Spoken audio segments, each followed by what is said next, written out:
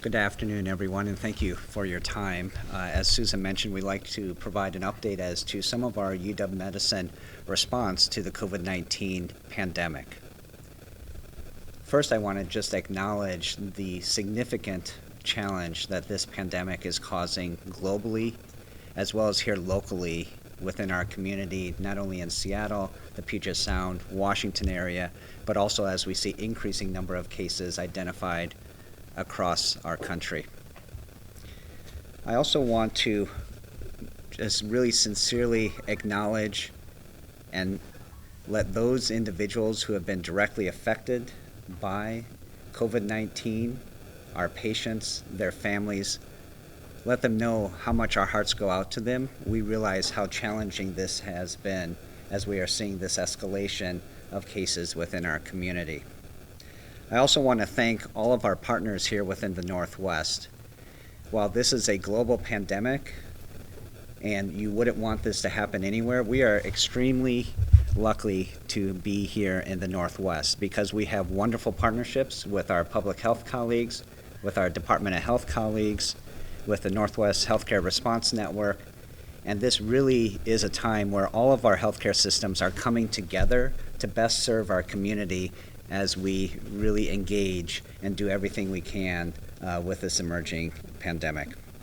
I also want to thank all of our employees at UW-Medicine, our healthcare workers who have stepped up, as have all healthcare workers across our region in response to this COVID-19 outbreak.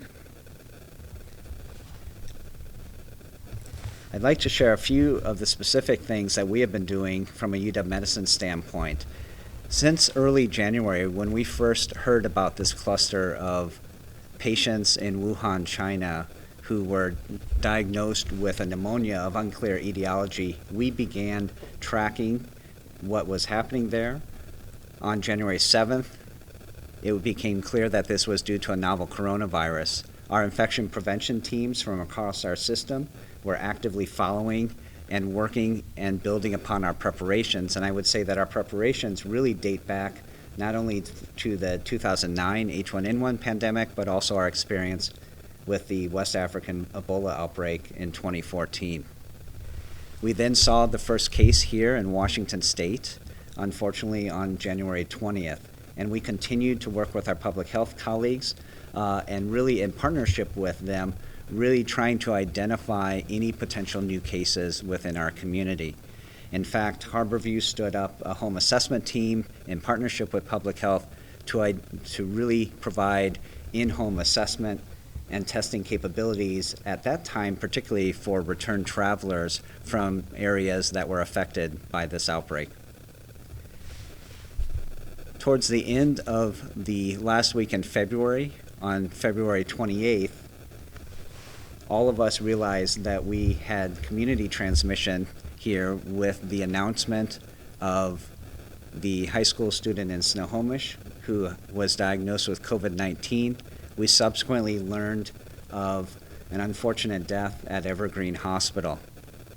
One of the important characteristics to remember at that point is that we had a modification in our thought process during that week as we transitioned from thinking of those return travelers who came from high-risk areas and thinking about could this potentially be COVID-19 to then thinking about within our community, do we have cases of undiagnosed pneumonia? And I give a lot of credit to the physicians and team at Evergreen for making that diagnosis. That was a critical time within our community because it signaled that we do have ongoing transmission within our community and that travel history became much less relevant. On February 29th, UW-Medicine implemented our incident command structure across our system, as well as within each of our hospitals. We did this to align and better coordinate our activities across our entire system, and this is very similar to what other healthcare systems have done. With that increased coordination and alignment, we have spent a lot of effort on communication. We are in a rapidly evolving period of time right now, almost by the hour, and so that clear communication, not only within all of our employees and staff, but also within the community and our partners.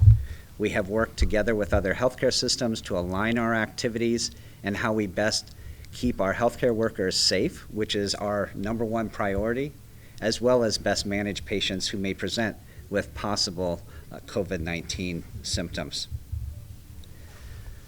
We also are very fortunate to be here at the University of Washington, where we have wonderful researchers.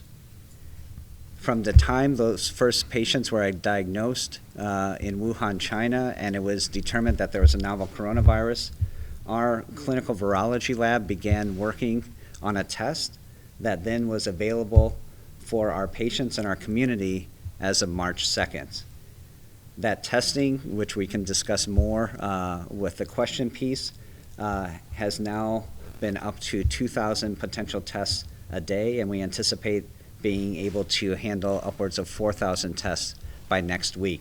Just to give you an example of how this is ramped up, just yesterday we did 1,300 tests within our community. Now, the majority of those tests currently are negative, less than 10% are positive, but we anticipate that may change as we continue to see this pandemic evolve. The other things that we have done, and again, sharing all of this information with our community partners, is for the protection of our employees, we have set up a drive-through employee testing clinic. We did that so that any of our employees who have any symptoms are able to be tested and determine whether or not they may have COVID-19, as well as any other potential viral infection. We also have been really looking at what do we have to do, and again, all healthcare systems are doing that in terms of how we practice medicine. We are no longer in a business as usual period. So just as an example, ramping up telehealth. So one of the things that we have done is to ensure that all of our primary care providers are able to deliver telehealth services. The more that we can care for our patients and maintain that continuity of care in the community and not have them need to come into the clinics or hospitals, the better. This is also important, going back to the testing. It's important to understand that the decision to test is really a clinical judgment by the patient's provider based on their clinical symptoms and risk factors. While the University of Washington, our virology lab, can perform the test, the sample actually has to be collected by those outside clinicians and then sent to our lab for processing. And so I just wanted to clarify that because sometimes there's been a misunderstanding in terms of what we're able to do. What we don't want people to do is to just show up to be tested because they are concerned without first going through their clinician to see, do they have symptoms that are compatible and should they actually be evaluated? If we don't do that, we will overwhelm our clinics and overwhelm our emergency departments. Now, many of you saw some of the social distancing metrics that the governor and the local jurisdictions have implemented.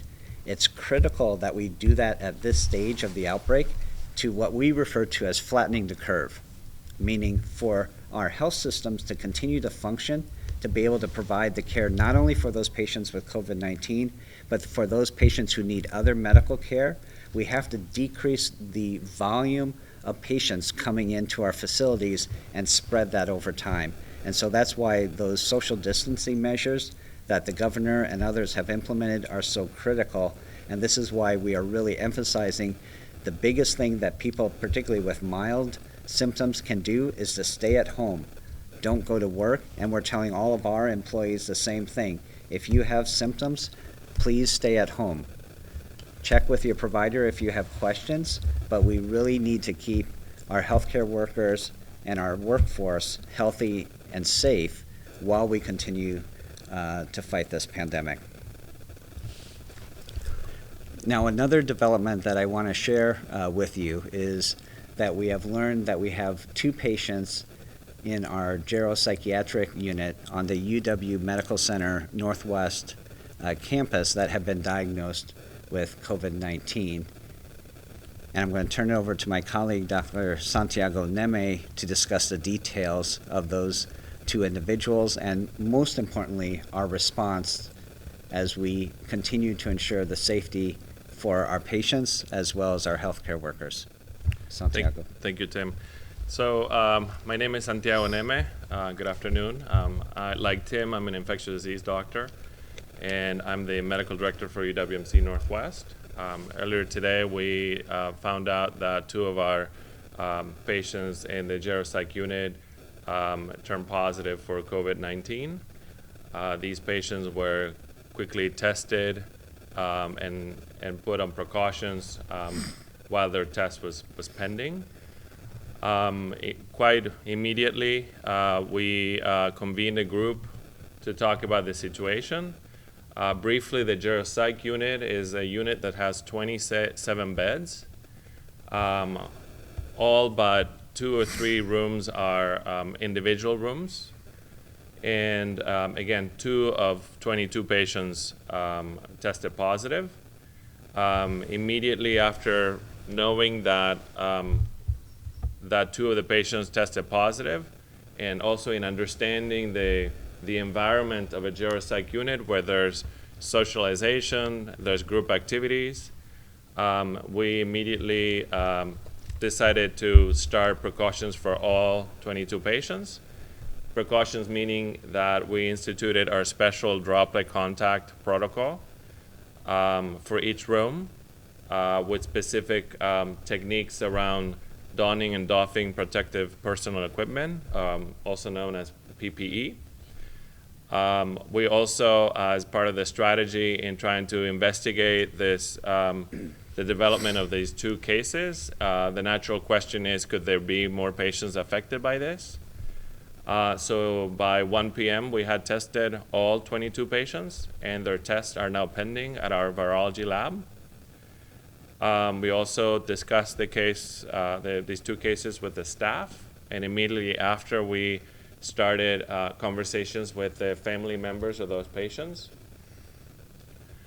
At this moment, the 2 patients who were positive were transitioned to the medical side to make sure that they're safe and away from the other patients. Those 2 patients that remain stable, in stable condition. And family members have been, again, communicated, and with full transparency, we discussed what the plan was, both for those 2 patients, but also for the rest of the patients. We typically do not test everyone, but in this situation, we needed to get more information and really jump on it quite rapidly to make sure that we understand. And luckily, fortunately, with the University of Washington testing, we could actually get that information. We're going to be able to get that information pretty quickly. The patients that we did test seemed pretty stable also. And there were no concerning signs or symptoms at the time. And the plan, again, is to reinforce hand hygiene practices, reinforce the use of protective personal equipment, also inform staff that this is a pandemic, and everyone's affected. As some of us have said in the past, viruses do not discriminate. They affect everyone. There are people in Italy struggling. There are people in France. There are people in New York, everywhere, really. So what we can do, I think, as a community, especially healthcare community, is to not panic and really get informed and know what our tools are to get better. So therefore, we provide frequent updates to the medical center. Included at 3 p.m. today, we had a town hall because we want to really encourage distancing. This was done via an application where folks could call in remotely, and we had greater than 100 participants calling in, and some folks were live in person. But again, to gain transparency and to let staff know what we're doing.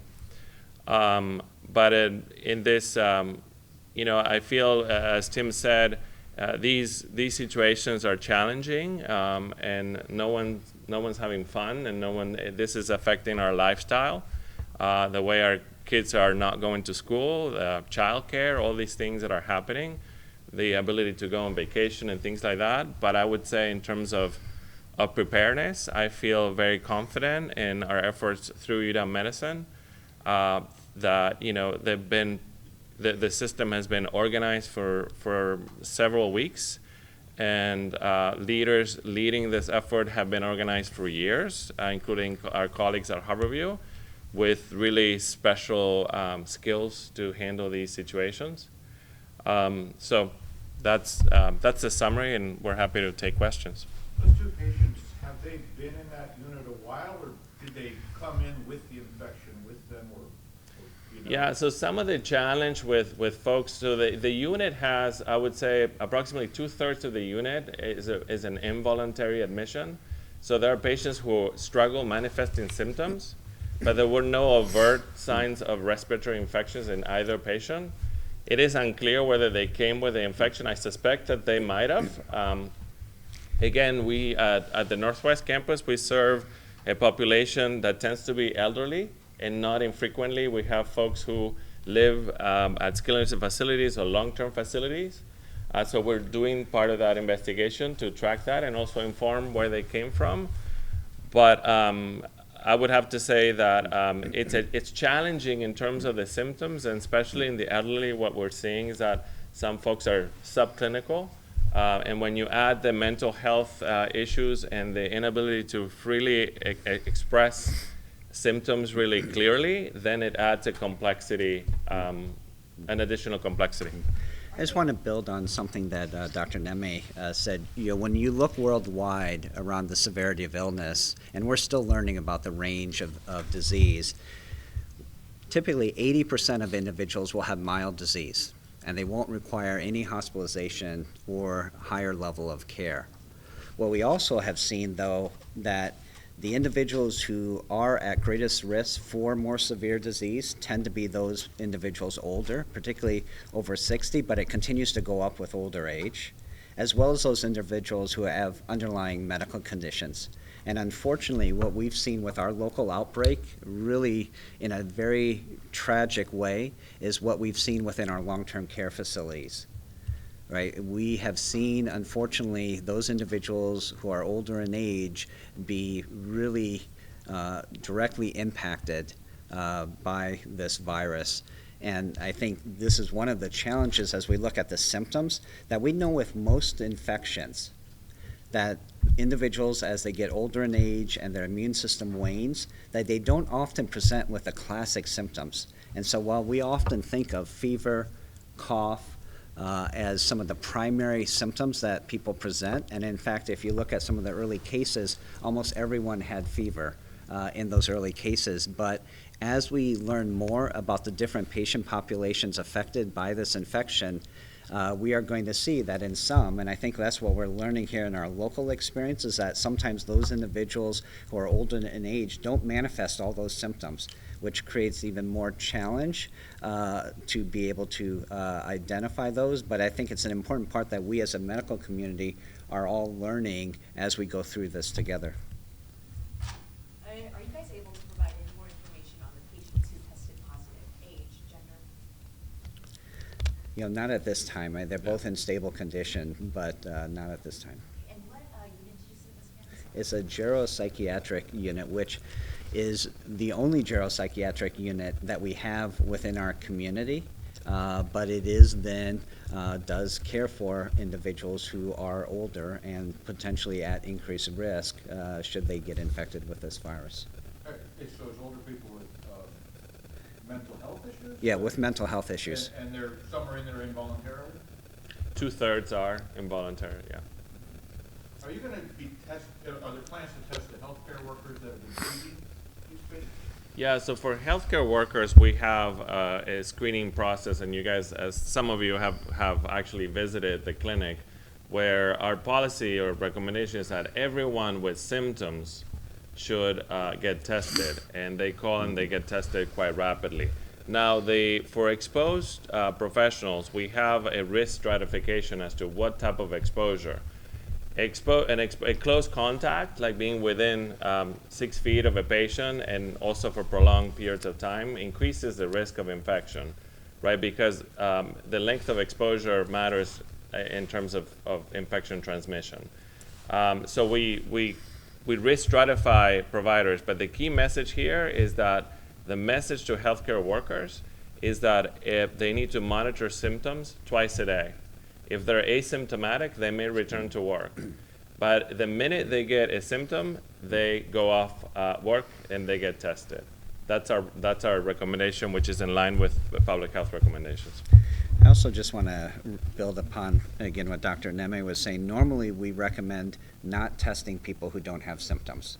The reason we're doing this, particularly within this unit, is because of the identification of these two cases. And this is similar to what we would do if we happen to see an increase in influenza cases in a particular unit or norovirus in a particular unit, that we do additional monitoring and surveillance to look at those individuals who may have been exposed. But again, I want to emphasize for the community that we really discourage routine testing of people who do not have symptoms. It's really not indicated.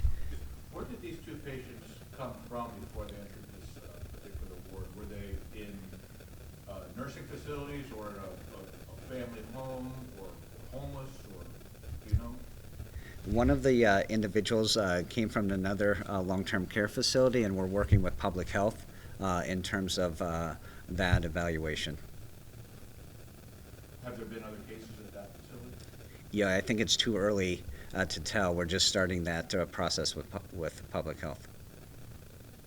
Going back to testing for a bit, I do feel like as this virus continues to impact our city, there are more people raising questions about what testing looks like and the logistics of it all. Mhm. I know you guys are not recommending that, you go get tested if you don't have symptoms, but, if a provider does decide to test a patient, what's that look like for them? How much are they looking at paying? What resources do they have to contact? So the test itself, again, this is a respiratory virus. It's the same nasopharyngeal swab that we use to test for influenza or other respiratory viruses. So from a patient standpoint, when they're in their physician's office, as an example, the test is a swab that goes through into the back of the nasopharynx, and then that swab is sent to the lab, and it could be our lab or it could be the state lab. And then the lab does what's called a Pcr test, where they amplify the genetic material to see if the virus is present. And within our lab, the turnaround time is right around about 10 hours now. So if we get those samples in the morning, we typically have the results by the end of the day. So the testing from a patient standpoint, it's the same sort of collection of a sample as you would do with influenza or other respiratory viruses. Now, you asked about the cost. The cost from the lab standpoint is, I believe, around $250, which is the same price if you look at other labs around the country who are able to perform this test. Now, our insurance commissioner in Washington State has been working with payers to be able to waive deductibles, waive co-fees, and what I really want to emphasize is that the ability to pay will never be a barrier for us in terms of being able to appropriately care for the patient, and if they need testing, we will get that testing done. And there is a lot of work to look at about the overall funding of that, efforts just like the insurance commissioner did, but again, we don't want that cost to be a barrier. This is a public health crisis, and we and all of our partners within the community are responding and testing whenever it's indicated. We seem to be hearing so many different opinions about whether or not testing is actually readily available. So I want to put this in context too. So when you have an outbreak like we're having within our community, testing is an important component, but it's not the only component. For an individual patient with mild disease, it's not necessarily going to help that individual patient other than they should be staying home. But they should stay home if they have influenza or any other respiratory illness as well. It does help from an overall surveillance of understanding, well, what is happening within our community in terms of transmission and how many cases. And so there's a surveillance aspect, particularly from a public health standpoint, that is of value. From a medical side, those patients who are admitted to the hospital with respiratory symptoms, we definitely want to test, because we need to know how best to manage them and what sorts of precautions to use for them while they're receiving care, whether they have COVID-19 or if they end up having something else if they require hospitalization.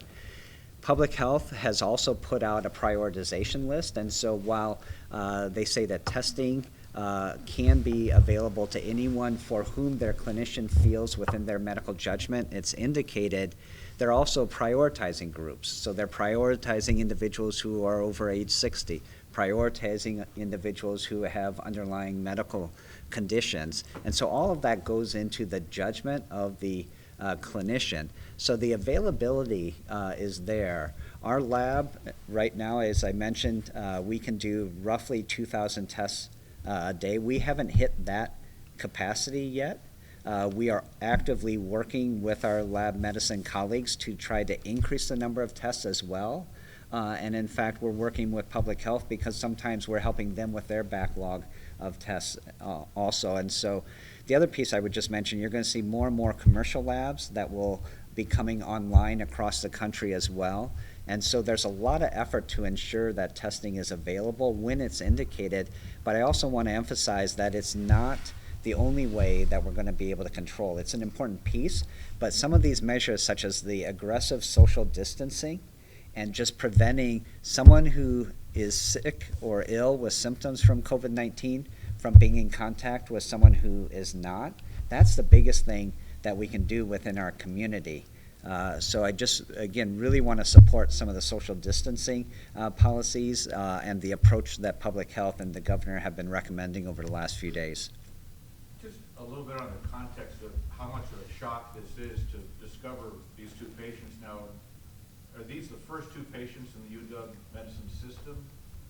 No, they're not. No, we have had, if you look across our hospitals, we have had, for instance, today we started the day probably roughly around 20 patients across our 4 hospitals, and then we had a number of other individuals who had tests pending. So we and all hospitals have patients who have COVID-19 infection.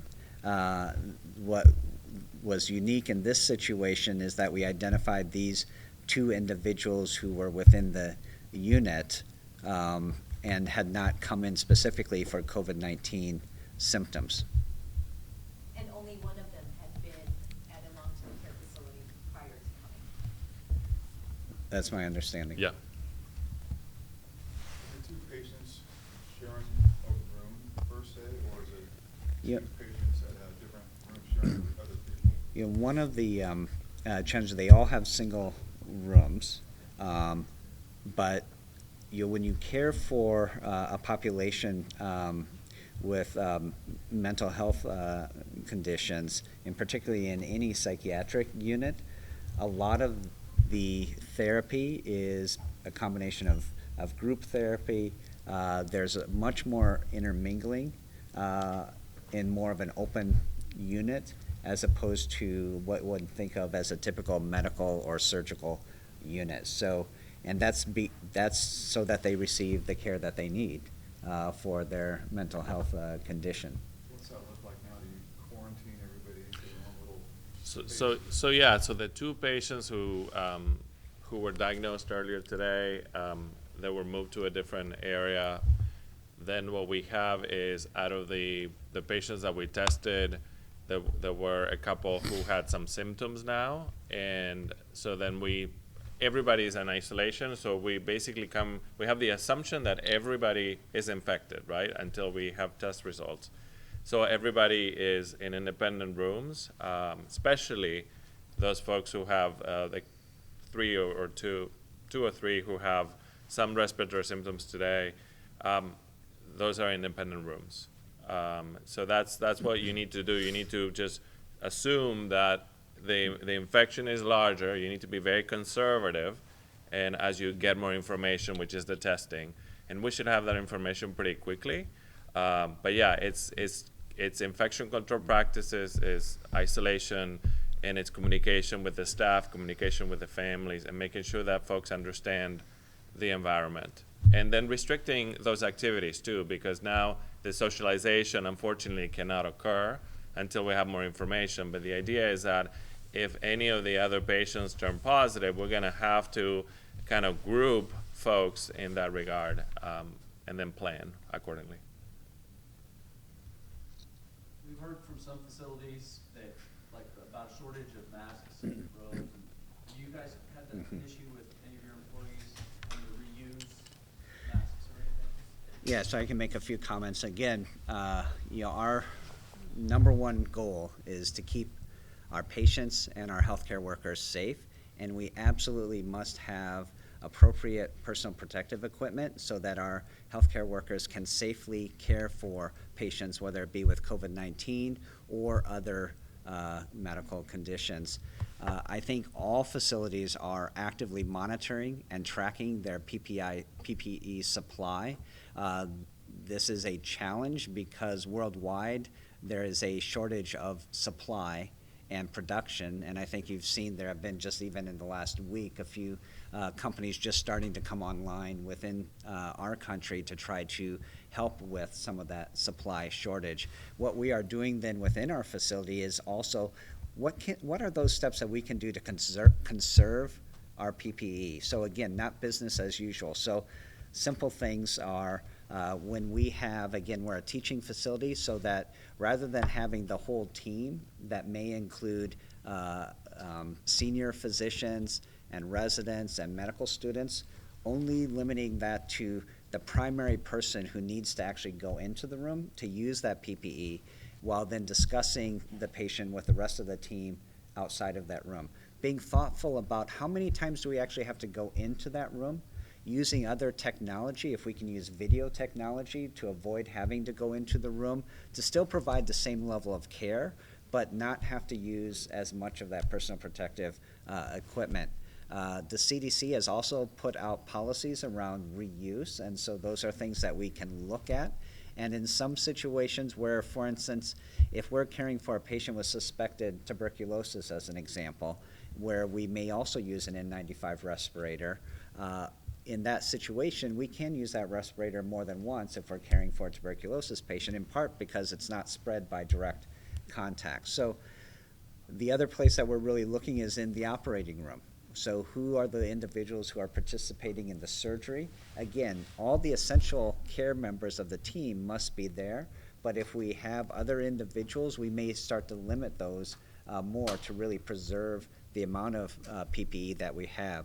We also have made a request to the National Stockpile for additional supplies, as have other healthcare systems, and again, that's being coordinated through Public Health and the Department of Health as well. So I think all of us are working together to think about both how do we preserve the PPE that we have on hand, what are the supply chains look like, reaching out with all of our vendors, but also then really thinking about, for us as a system, how do we do this in a centralized process to be able to shift supply where we need within our system to be able to provide and meet the care needs in a given location. One related area I would like to add is, since hand hygiene is so paramount, I had to remind folks, patients who call me about concerns about not finding alcohol gel or at the stores. There's always soap and water, so folks are using more soap and water, which is great, and we know that it's effective and it's safe. So that's a great point. We also really need to emphasize to the public, if you are not in healthcare, please do not hoard these supplies. We have to essentially keep our PPE really under lock and guard, and also really be careful in terms of how much we distribute to a given unit to be able to, again, meet those care needs, but not have it as readily accessible. And again, I think totally appreciate the concerns within the public, but we really need to preserve that PPE for the healthcare workers so that they can safely care for our patients. This is vital to our community. I just wanted to ask if that gear was used by the staff in this particular psychiatric department, if they were wearing masks and gloves and doing all those, or if that was not part of the standard protocol. That protocol would kick in if you have any suspicion of a respiratory infection. The staff at that time didn't have that suspicion, so therefore we don't put the entire hospital under the special PPE protocol. It's not doable and it's not indicated. So in this case, there was clearly no suspicion of a respiratory infection, so therefore they weren't the standard precautions, which again are hand hygiene, use of gloves, etc. So, but now everyone is pending testing. I think it goes back to what we discussed before in terms of, unfortunately, sometimes in some of our older patients not manifesting the classic symptoms that would trigger that sort of a response. And so that is something that all of us in the healthcare profession, we need to think about. But they did not have those classic symptoms that would have led to those precautions. And this might be a silly question, but is that because the virus seems to be evolving, or we're just learning more about it? I don't think this is an issue with the virus. I think it's an issue about the particular host. It's about the individual infected. And again, what we're learning, and unfortunately we're having to learn this here within Seattle because of the impact it's had in our long-term care facilities, is that not all of these individuals present with the typical symptoms. And we think that's because they often have waning immunity as you get older, and so you don't have as much of a robust response. Your immune system just doesn't respond as vigorously to the pathogen as you may if you were at a younger age. Not in all patients, but in some. And so this is one of the things that we're identifying, again, unfortunately, because of this experience we're having in our long-term care facilities. And if the host does respond to coronavirus in such drastically different ways, or can, then what symptoms do they need to be looking for to recommend testing? I think we're still looking for those same symptoms, predominantly fever, cough, other respiratory symptoms. Occasionally we'll see even nausea or diarrhea, but it's still predominantly fever, respiratory symptoms. But we have to be mindful of individuals. And again, what we've also seen is individuals can be well and then over the day start to develop symptoms. And so again, we're learning as we go forward. We've seen a lot, and we've learned a lot about China's experience and other countries, but we're in particular, because of the patient population that is most affected here thus far in Seattle, we're learning a lot about how this virus behaves in an older population. There seem to be a lot of concerns now about testing right when we first found out about coronavirus, and some concerns that a lack of readily available testing or willingness to test in the first place may be causing a lot of problems now on the back end. What are your thoughts on this? Yeah, I think, again, we're actually fortunate that we had the test readily available here, and as I said, ours became available on March 2nd. I think there's always this tension that, it's the same thing if you have a new medication or if you have a new test. It's absolutely appropriate for the FDA and other regulatory bodies to, in a normal situation, we want to make sure that the tests perform well. Are they sensitive enough to detect cases, but also have good characteristics that they're not falsely detecting cases that actually aren't there. Similarly with medications, right? And this is one of the things or vaccines for that matter. We need to ensure that they're safe as well as that they're effective in their activity. The FDA, over that weekend around March 1st, modified some of their requirements to allow those clinical labs who had developed testing to be able to perform those tests. Initially, when we started to do the test, we had all those positive tests confirmed either in our state lab or within the CDC, and then after a pretty quick period of time, after we had good confidence and validation within our test, that is no longer required. So the good news is that our researchers started from the beginning of January in developing that test, so it was ready to go as soon as we had permission from the FDA. There were some challenges, as people are aware, in terms of initially the tests were only available in the CDC, and there were some challenges when they initially deployed those to the state lab. Those became available on February 28th, I believe, in our state lab here up at Shoreline. So we have the testing capability here, but we still need to use medical judgment in terms of who needs to be tested, at least from the clinical management. Again, there may be a difference from a surveillance standpoint to really see how wide it is in the community, but I do want to emphasize right now, we do have testing capability here. And so again, people who have symptoms that meet requirements and their clinicians have concern, they can get those patients tested, but it has to be based on clinical judgment. And again, the best approach if people have questions is for them to call their provider first and discuss their symptoms that they have with their clinician, and if they feel it's appropriate, then order the test. Do you have any patients that are expressing concerns that not all providers are on the same page about when they can be tested? That's one of the concerns coming into our newsroom. It's just, Yeah. you know, I don't think that all patients who have coronavirus are always going to have a fever or some symptoms, Yeah. you know? And so they're wondering, why is this person getting tested whereas I'm not, even though, Yeah. and it seems to be just so on an individual basis with the provider.